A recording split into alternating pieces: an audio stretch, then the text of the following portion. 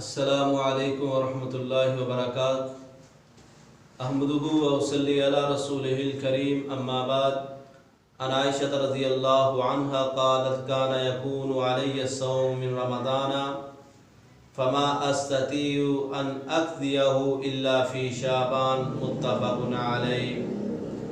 معزز سامعین اکرام، آج ہم انشاءاللہ العزیز روزوں کی قضاء کے بارے میں، قضائی کے بارے میں بات کریں گے کہ وہ روزے جو رمضان المبارک میں رکھنے تھے لیکن کسی وجہ سے چھوڑ دیے گئے ہیں، تو ان کی قضاء کے بارے میں اسلام کے اندر کیا حکم ہے۔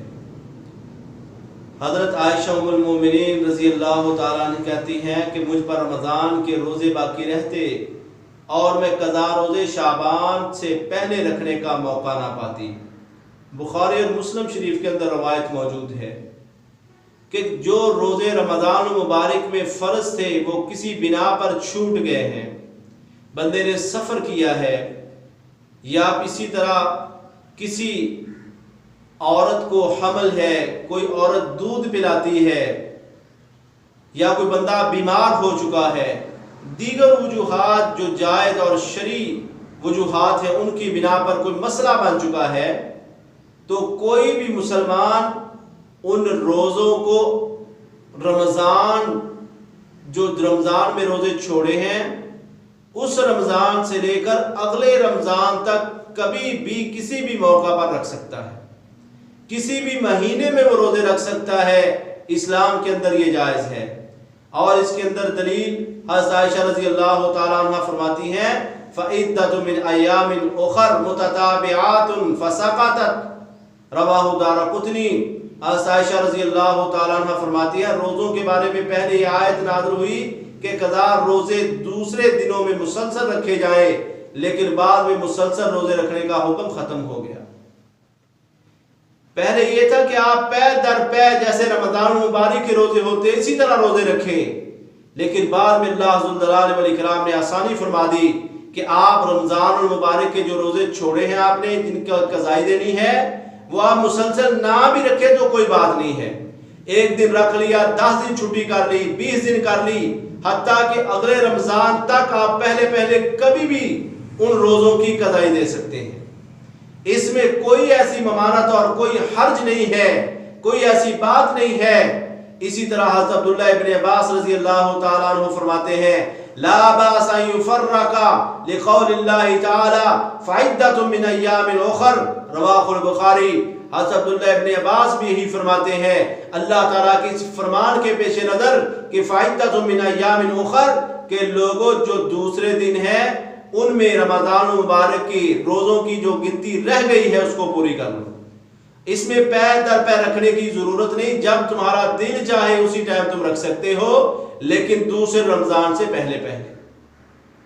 اور اسی طرح وہ لوگ جو فوت ہو جاتے ہیں اور ان کے اوپر رمضان المبارک کے جو فرض روزے ہیں ان کی قضائی ہے، وہ قضائی ان کے رشتہ دار دیں گے۔ ان کے رشتہ داروں پر ان کی طرف سے روزے رکھنے ضروری ہیں، فرض ہیں۔ حضرت عائشہ رضی اللہ تعالیٰ عنہ بیان کرتی ہیں قال رسول اللہ صلی اللہ علیہ وسلم من مات وعلیہ صیام صام عنہ ولیہ، رواہ البخاری۔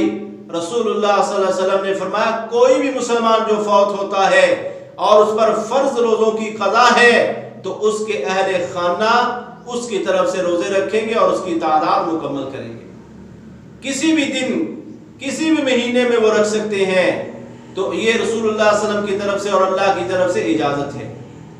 لیکن جو نفلی روزے ہوتے ہیں، کچھ لوگ نفلی روزے رکھتے ہیں اور بعض بنا پر وجوہات پر وہ توڑ دیتے ہیں۔ مثال کے طور پر حضرت ام ہانی رضی اللہ تعالیٰ عنہ بیان کرتی ہیں کہ جس دن مکہ المکرمہ فتح ہوا تو حضرت فاطمہ رضی اللہ تعالیٰ عنہ رسول اکرم صلی اللہ علیہ وسلم کی بائی جان طرف تھی، اور حضرت ام ہانی رضی اللہ تعالیٰ عنہ آپ کی دائی جانب تھی۔ تو اتنے میں ایک لونڈی برتن لے کر آئی جس میں پینے کی کوئی چیز موجود تھی، تو وہ برتن اس نے رسول اللہ صلی اللہ علیہ وسلم کو دیا، تو رسول اللہ صلی اللہ علیہ وسلم نے اس برتن سے پی لیا، اور وہ برتن جو تھا بعد میں کہتے مجھے دے دیا، تو میں نے بھی اس برتن میں سے پی لیا۔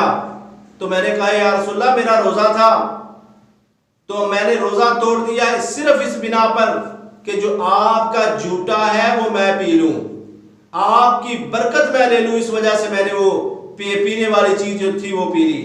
تو آپ نے پوچھا کیا تمہارا روزہ جو تھا تمہارے اوپر قضا تھی، یعنی کہ فرض روزہ تم نے چھوڑا تھا اس کی قضا دے رہی تھی؟